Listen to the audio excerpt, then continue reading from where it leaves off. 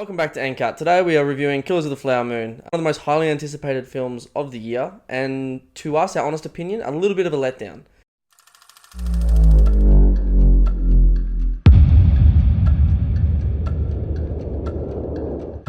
This film is a slow grind, very slow. Emphasis on the word slow. This movie felt like a lifetime to watch. Emphasis on the word grind too. Lily Gladstone grind on me right now. This film is a very much a throwback film in its pacing, in its length. Pause. Fuck. This film is a very much a Martin Scorsese film. It goes for what feels like a lifetime. The days and nights that pass in the cinema when you are watching this film feel like forever. I think I missed most of my 20s in the cinemas watching this film. It was so long that 3, 4, 5 people walked out of the movie as we were watching this. Now, that's not to say it's a bad film, but it is a long film. The film is based on the true story of the Osage County and them discovering oil in their lands and white Americans coming in and taking that oil for themselves, all the money from the oil. The whole adaptation of this movie was based on the book, and I think throughout this movie, I kind of felt like the book was being read to me the entire time. I never felt like the movie was kind of playing out for what it really was. But because we haven't read the book, we don't know if some of the issues and prominent problems that happened within the movie would play out properly, because it felt like it was cut off. And I know the runtime's quite long, 3.5 hours, for God's sake.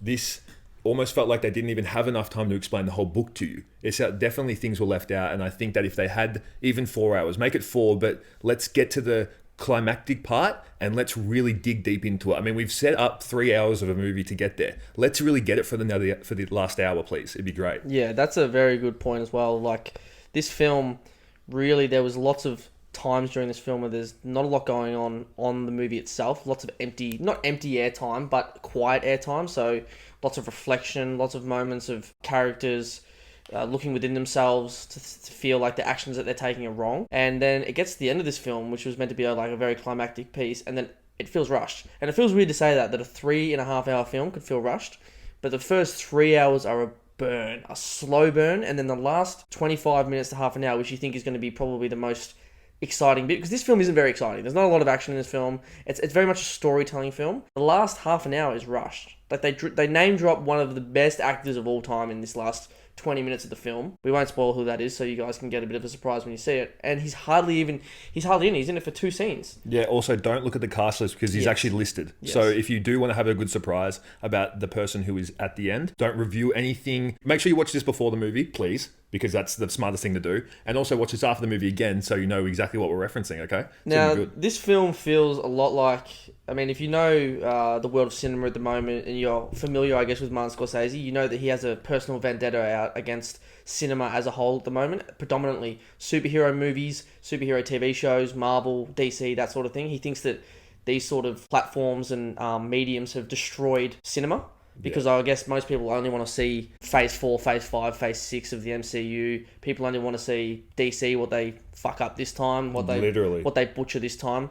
And he's been very vocal in the past, and even now, about the fact that he doesn't believe that they're real movies. He calls them, I guess, entertainment. He doesn't actually call them movies. So I feel like if you added up the runtime of the last 3 films that this bloke's made, it equals about 11 hours, like The Irishman and then this film. So I feel like he's, in a way, doing these films as sort of like as a fuck you, I guess, to the movie industry as a whole at the moment. So I feel like that's why he made this movie so goddamn long. And so it's almost like he's telling, like Josh said, a story to you bit by bit, scene by scene, almost like a stage show, like a play. It literally feels like you are reading a book. Which is definitely incorporated even into the movie. And if you watch if you guys make it to the end, it does reference that, and it actually plays out to be a stage performance. The issue that I found with that is it's fine to have it in there, but we don't see it on screen. You see, the whole point of this is to build up towards the end, and then it cuts off and then does this play or this screenplay thing. So it's like, what are we waiting for? What if you're going to do that? Maybe read it to us at the end then,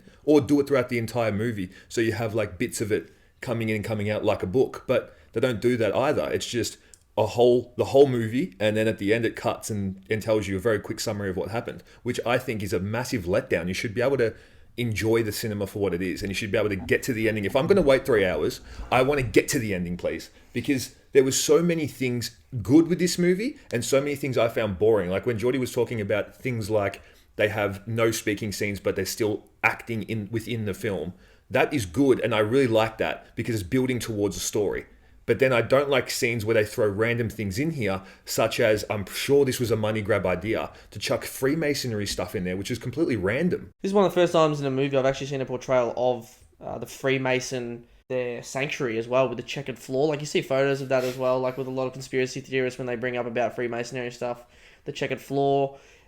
There's a scene where a character in this film gets ritualistically spanked by a paddle, which is like a term of hazing, which is a supposed common form of punishment in Freemasonry cults, and can you call it a cult? Freemasonry, fuck oath, it's I think all of it's a cult. Organizations, and it feels like I reckon we've touched on this a couple of times in films that we've reviewed recently. That once again, Hollywood with some this one not so much demonic, but just weird cult-like references. I feel like every single movie that we see now has some sort of a cult-like reference. Now, I don't know if this is because, it's so prominent in the media and especially American social media and politics or whatever, but it seems like they love to go with this sort of theme now. I don't know if it's because they know it's going to get people talking about it, probably. I don't know. But I mean, it made us talk about it, exactly. So maybe it is. Moving on to the acting in this film,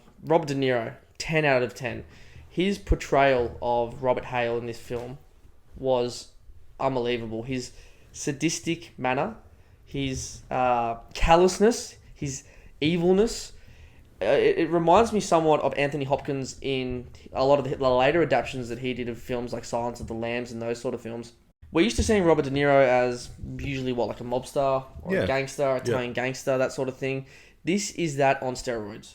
His callousness in the film was unbelievable, and he was so cold-hearted. It was so believable. Yeah, he definitely portrayed that complete narcissistic, no soul type of, I think, capitalistic version of what a man should be back in those days, when all he wanted, didn't care what happened to the Native Americans, just as long as he gets the title, as long as he gets the money. That's all he gave a shit about. He saw the Native Americans as not even humans. He saw them as just animals that were in his way to money. Yeah. Now, he was well off as well in this movie too. Like, it's not like he was broke. Another spot of acting in this film that has been in Oscar talks and awards talks is Leonardo DiCaprio's depiction. He had this weird little mouth thing that you'll notice that the whole film he's got a frown on his mouth. He's always upset, and it's like his whole face. It's like the wind changed when he had that face, when he made that face, and it was stuck like that, because the whole film he's like that. It's like he's got Bell's palsy of just the mouth. Exactly. It's weird. The portrayal of what this character is, I think from him's quite good. I don't actually think it's Oscar worthy in my opinion, but I think that he's done, a decent job with the character for what it was. I don't think it's an Oscar worthy though. I think The Revenant 100% was Oscar worthy. I think that's where that no speaking role and him really portraying that facial emotion would be a lot better for him. Lily Gladstone, I think this could be a real sort of launch for her career. I could imagine seeing her, and also almost a face of Hollywood in the coming years. Her portrayal in this film was very good. The way she could reach for emotions in different parts when different scenes happened in films, like when a family member died, when someone in her family, close to her family, was injured. Her portrayal of a woman who is lost in a world where she's not quite sure who she is in that world. And you can see she has an internal battle, I guess, in this film between wanting to stay with her culture and, I guess, moving on with the times with the colonization of America. I feel like her internal battle was shown perfectly on screen as well. And her ability to harness emotions without saying too much in the film, I always find that is a very good mark of an actress or actor, when they can harness the ability of emotion on screen without having to say anything or voice what their emotion they're going for as well. Yeah, it's all facial features and stuff and how their body language is. I mean, we all know that. Yeah. We all know that. I think that's a really good take. I think that her acting in this, I mean, I can't get too deep into what sort of scenes play out and stuff because I don't want to spoil it for you guys, but the whole movie, she is in the crisis battle between what identity she's going to go for. Is she going to sort of not give up, but she's having a battle between letting the white culture in, or is she going to keep the Native American completely and solely? because I don't think it's too much of a spoil to say that these two have kids. When you're raising mixed kids up through this film, especially back in 1920s, I don't think people look too fondly on it.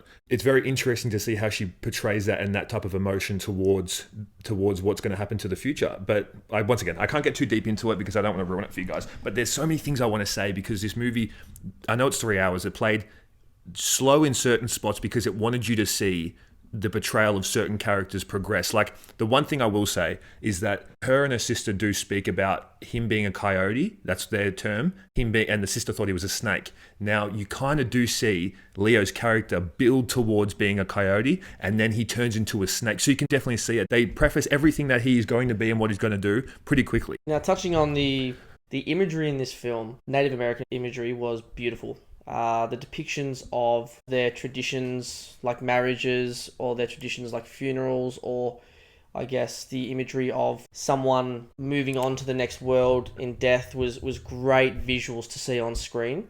And it almost, as someone who doesn't know a lot about that culture, and I guess a lot of us wouldn't know a lot about that culture in this country, and someone who's not obviously a part of that culture, it was quite beautiful to see. You can almost fall in love with that sort of imagery, with how peaceful, I guess, it can bring to you, and how peaceful it can make you feel, especially on the screen. So like serenic, like you kind of just get a different aspect. And I think because we don't think about that too much, it's just really good to see something different and something interesting, because we don't know much about American culture over here. Not a lot. We don't get told a lot. And also, following these images and this imagery, you have a lovely soundtrack which has very Native American sounds, lots of chanting and Native American singing, and that adds an eeriness to the film, and also an eeriness and a depth to the scene that makes you, I guess, pause, ponder, wonder, that sort of thing. And that was a nice touch on the film. Now, this film, for me, it's a tough one to judge and I guess rate. It's going to be different for everyone. This is a film in this day and age that is going to test the attention span of a lot of people. Like, I'm talking, if you're 21, 22 and under, you're probably not going to watch this film, because your attention span is so short that, you'll be on your phone 25 times throughout this film. It's hard in this day and age because there wasn't a lot of action in this film, and so it does drag on. It's a slow burn. But for me, I would rate this film overall, it's got to be about an 80, because the production of it is amazing. The soundtrack is great. It's a Martin Scorsese film. Of course, it's going to be made properly. It's going to be made the right way. There's one or two little minute plot holes that you would notice if you were nitpicking this film, but they don't affect the overall flow or plot of the film too badly. Yeah, also shout out to Robbie Robson, the same guy who was making the music. He actually did pass in August. So this movie was actually dedicated to his memory, because he did go for some old score, and some critics have also said it's like old timey, which I think is what we were sort of hitting on as well. But this movie, for me, I actually wouldn't go 80. I would kind of go between 65 and 70%. For me, I think I would rate it highly if the movie did give me what I wanted at the end, right? If I'm waiting 3 hours to get to an absolute climactic end where I think we deserve that. We deserve at least a complete conclusion, and not skipped over, this person did this person did that, this is how they died, this is where they went after the whole movie. I don't like that, okay? I've sat there for 3 hours. If you want to fuck me, take me out and get wine and dine me first, please, because I don't like to get fucked like that. That's ridiculous. I think that Scorsese's a brilliant director. Brilliant. Leo, brilliant. Robert, brilliant. Everyone, brilliant. I want to see the goddamn conclusion to what actually happens. The only thing I can think of is if the book cut off early. That's the only thing I can think of that would stuff me like this. But I think overall this movie deserves between 65 and 70. It was good up until 3 hours. I don't know. It just pissed me off. That pissed me off a lot. How long do you want the movie to go for? 10 hours? Yes, if I'm sitting there for 3.5, let's fucking push it out till 4. He did it with Irishman. Irishman was fucking awesome. I sat there the entire 4 hours and watched it. I was entertained the entire time. And it was slow like that too. Slow build up, had the climax, had a whole lot, and then I want that from Scorsese. This has been another End Cut movie review. Hope you guys enjoyed. Don't forget to like and sub, and peace, we out. Peace. And cut.